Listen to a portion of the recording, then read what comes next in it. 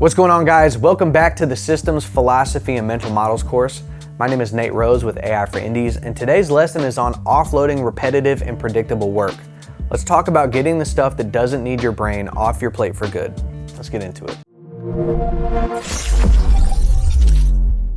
Now, before you can build a system for something, you have to actually be able to see it. And that sounds obvious, but it's not really. Most people have been doing their work the same way for so long that the friction in it has become invisible. Not because it's not there, but because familiarity is its own kind of blindness. You stop registering the things that slow you down when you've been moving through them the same way every day for months. The inefficiency becomes background noise, and the extra steps just become how things work. And you keep paying the tax on all that without ever naming it as something that could be different, something that could be improved. This is called workflow blindness, and you cannot build systems for work that you cannot see. The antidote to workflow blindness is structured observation with a hard close. For 1 week, every time that you do something in your business, anything, write it down. Not just an analysis, not a plan, just a note. If you have to send an email, write it down. If you sit down to edit a video and upload it, write it down. If you spend 30 minutes tracking down a file you couldn't find, write that down too. Alongside each task, add a rough estimate of how long that it took. You're not trying to be precise, you're trying to surface patterns, because patterns are what is invisible when you're inside of the work, and patterns are exactly what emerge when you look at a week's worth of activity laid out in front of you. Things that you do every day are going to show up every day. Things that cost more time than they should will announce themselves in the time column.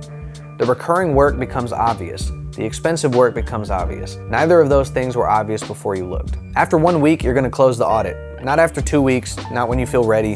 1 week. The observation window is a tool, not a permanent state. At the end of it, you have data, and that data is what you can build from.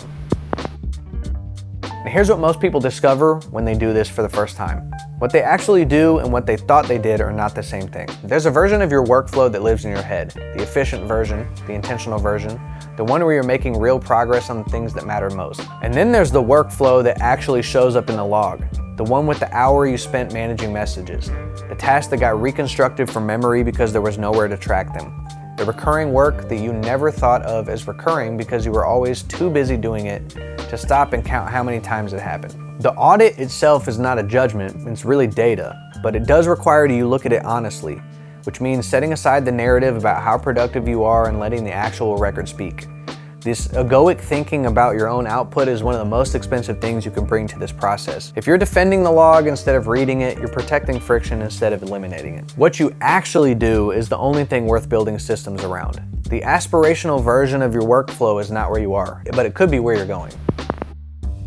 Once you have the log, you have two options for turning it into a prioritized build list. The first is to take the entire week's log and drop it into a conversation with an LLM. Give it context, what you do, what your goals are, what your biggest constraints are, and ask it to identify which tasks appear most frequently, which ones cost the most time, and which ones would produce the highest leverage if they were systematized. The model reads the log without your habituation bias. It sees the patterns without the rationalizations you've built around them. It's often going to surface candidates that you would have talked yourself out of noticing. Now, the second is to make those prioritization decisions yourself.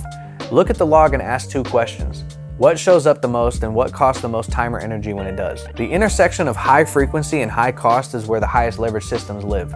Those are the ones that you should build for first. Either path works. I think the LLM route tends to be faster and surfaces things that you would miss, but the self-directed route builds your own prioritization instincts over time. And you can do both if you want.